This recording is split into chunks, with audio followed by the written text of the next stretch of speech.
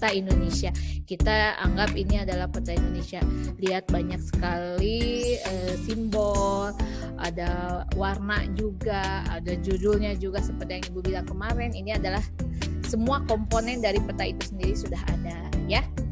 Peta secara harfiah dapat diartikan sebagai gambaran seluruh permukaan ataupun sebagian bumi pada bidang datar yang diperkecil menggunakan skala. Ya, jadi kalau kita menggambar bumi dari jarak yang sesungguhnya dengan jarak yang ada pada gambar, itu adalah disebut dengan skala. Ya, sejarah peta itu sendiri juga ditemukan pertama kali oleh Al-Idrisi sebagai pakar peta dunia. Nah, Al-Idrisi tidak hanya Al-Idrisi saja sebagai pakar peta dunia, tapi juga ada lagi Ptolemies Dias ya. Ada lagi para pelayar ulung zaman dulu itu juga sebagai orang-orang yang memetakan jalur dari apa yang sudah mereka lalui dalam pelayaran ya. Lanjut. Jenis-jenis peta. Jenis-jenis peta yang pertama kemarin kita sudah bahas. Yang pertama itu adalah peta umum. Peta umum adalah peta yang menggambarkan seluruh aspek yang ada di dalam permukaan bumi. Jadi nggak dibatasin. Contohnya peta dunia, lalu peta chorografi misalnya ya. Misalnya kayak gini nih peta chorografi. Ini kan peta Indonesia nih ya. Nah, peta Indonesia ini bisa dibilang sebagai peta umum.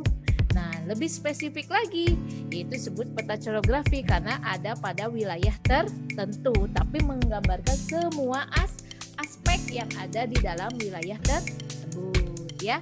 Lanjut. Setelah ada peta dunia, chorografi, lalu ada peta topografi. Peta topografi ini peta yang cukup spesial juga. Misalnya peta topografi ini seperti, pernah lihat nggak peta yang ada garis lingkaran besar, susah yang menggambarkannya. Nah, kalau peta chorografi itu peta yang topografi, peta yang menggambarkan relief permukaan bumi. Jadi di peta itu nanti kita bisa tahu, wah wilayah ini ketinggiannya sekian, wilayah ini ketinggiannya sekian dan sebagainya. Jadi peta ini menunjukkan daerah yang landai, yang curam, yang terjal ya. Jadi lebih jelas. Itu peta topografi. Jadi ada 3 ya peta umum ya. Peta dunia, peta chorografi, dan peta topografi. Oke, lanjut. Peta tematik. Nah, kalau peta tematik ini menggambarkan hanya sebagian atau objek tertentu saja yang digambarkan. Jadi tidak seluruhnya, hanya yang mau kita bahas aja. Contoh misalnya peta persebaran flora dan fauna. Jadi di peta ini nih hanya ada persebaran flora fauna saja. Misalnya Sumatera, faunanya apa aja. Nah, di sini yang jadi nggak perlu lagi tuh ada ibu kota, nggak perlu lagi ada gunung, simbol apa lagi ya, simbol wilayah itu udah nggak perlu, cukup simbol dari flora dan faunanya saja ya. Lanjut, misalnya lagi ada peta hasil tambang ya, seperti itu ya. Misalnya di Jawa tambangnya apa aja nih yang potensial, Kalimantan apa aja nih yang potensial, ya udah hanya itu saja yang digambarkan. Namanya juga peta khusus atau yang disebut dengan tematik ya. Paham ya? Lanjut. Peta berdasarkan bentuk. Nah, ini dia peta digital. Nah, peta digital ini adalah peta yang memang sudah sangat sekali dibutuhkan saat ini. Siapa sih yang nggak suka pakai peta digital? Bahkan kalian juga pasti sudah pernah pakai peta digital. Merasa tidak? Ya, betul. Yaitu apa? Google Maps. Nah, Google Earth. Jadi untuk bisa melihat atau pencitraan seluruh wilayah di permukaan bumi itu melalui jaringan satelit. Jadi dari atas nih dipotretkan, dicitrakan bahwa ini loh permukaan bumi kita. Ini loh permukaan dari suatu wilayah. Nah, kita pakai yaitu Google Maps. Nah, tahu nggak cara pakai Google Maps? Nanti sama Ibu dijadiin tugas ya buat kalian ya. Sabar, tunggu saja. Berikutnya, peta timbul atau peta 3 dimensi ya. Kalau peta timbul itu ya berarti kita menggambarkan petanya tidak pada bidang datar seperti menggambar, tapi lebih seperti membentuk seperti membuat sebuah karya gitu ya. Jadi pernah waktu SD bikin dari bubur kertas, lalu dibikin bentukan-bentukan peta, lalu dikeringkan. Nah seperti itu ya. Nanti lah kalau kita sudah bisa masuk, sudah efektif masuk sekolah, kita praktek bikin peta timbul ya. Lanjut. Lalu kemudian ada peta datar. Nah ini peta datar. Ini peta datar yaitu yang ditulis atau digambarkan pada sebidang kertas, kain, dan lain sebagainya. Disebut peta datar ya. Oke lanjut. Nah ini dia peta berdasarkan skala. Nah peta berdasarkan skala ini ada beberapa jenis. Skala kecil. Oh ya, kalau peta dengan skala kita bisa bandingkannya seperti ini. Semakin besar skalanya, petanya semakin kecil. Paham nggak? Jadi kalau petanya skalanya besar, ya, yang digambarkannya kecil. Tapi kalau skalanya kecil, berarti yang digambarkannya semakin besar, ya, paham ya? Nah, ini Pak, peta dengan skala kecil. Berarti kalau skala kecil, si gambar petanya semakin besar karena skalanya hanya sedikit kecil. Jadi gambarnya juga diperkecil, ya. Skala sedang. Nah, 1/250.000 sampai 500.000 ya.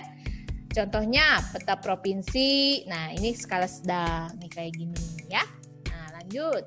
Peta dengan skala besar.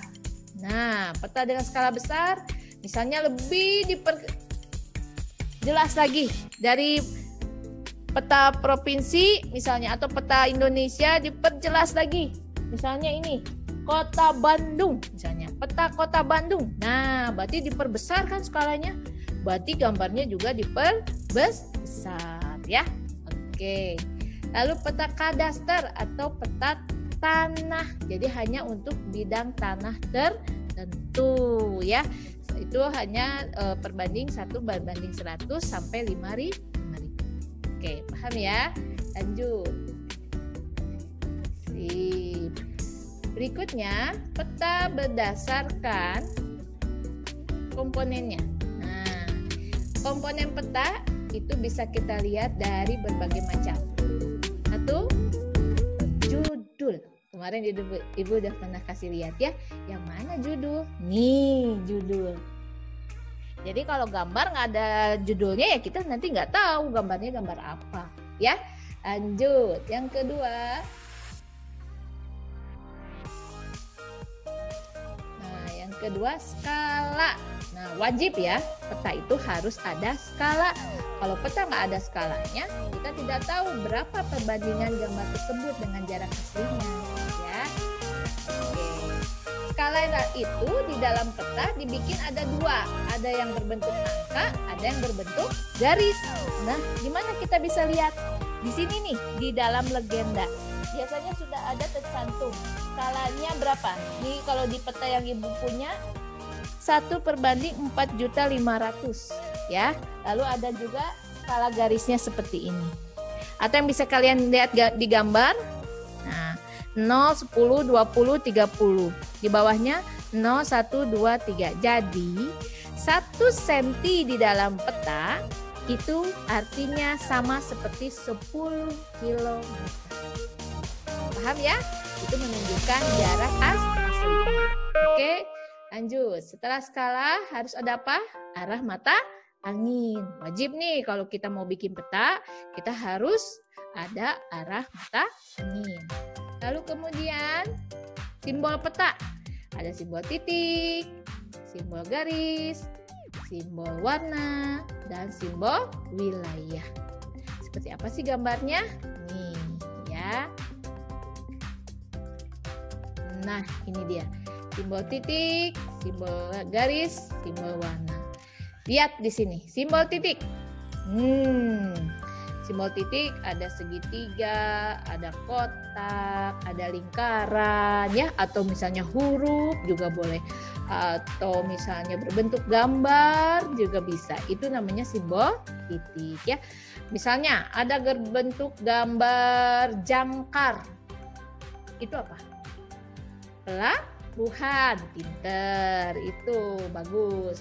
Kalau bentuknya lingkaran misalnya, lingkaran terus di dalam kotak, ibu kota. Nah, bisa juga seperti itu ya, bisa ya. Simbol garis, nah garis itu identik, ada yang bercabang, ada yang lurus, ada yang garis penuh, ada yang garis terputus-putus. Nah, itu biasanya ada artinya ya. Kalau garis yang bercabang itu biasanya sungai, ya, apalagi diberi warna hijau biasanya, ya. Kalau garis lurus, ya, tidak terputus-putus, itu jalan raya atau batas wilayah juga bisa, ya. Boleh lihat ada contohnya di sini. Lalu kemudian di dalam bidang. Nah, ada nih simbol sawah seperti apa, simbol hutan seperti apa, perkebunan seperti apa. Paham ya? Bisa dilihat ya. Simbol warna. Nah, warna yang simpelnya aja ya, gampangnya. Warna hijau itu dataran rendah. Warna kuning dataran tinggi. Warna coklat dataran yang paling tinggi lagi. Warna merah biasanya untuk daerah pegunungan, apalagi pegunungan yang aktif ya. Sip, lanjut. Nah, gini dia garis astronomis. Ada garis bintang, ada garis bujur. Garis bintang untuk menunjukkan bahwa wilayah tersebut memiliki iklim apa nantinya ya.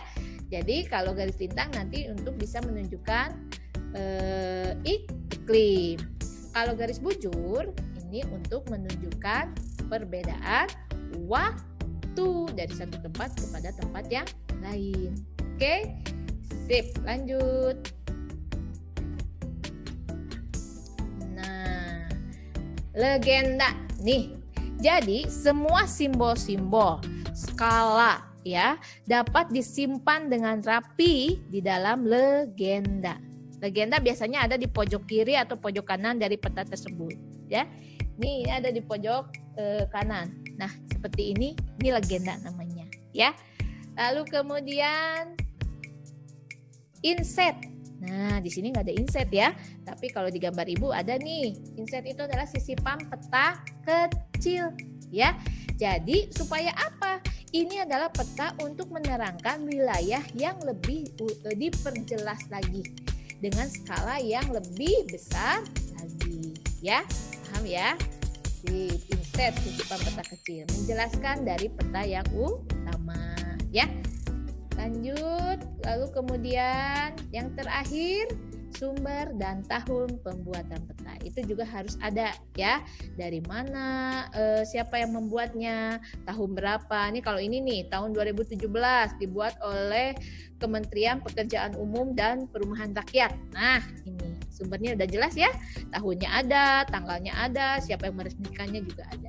Jadi ini untuk bisa menggambarkan wilayah-wilayah di Indonesia oleh Kementerian Pekerjaan Umum. Gitu. Paham ya sampai sini?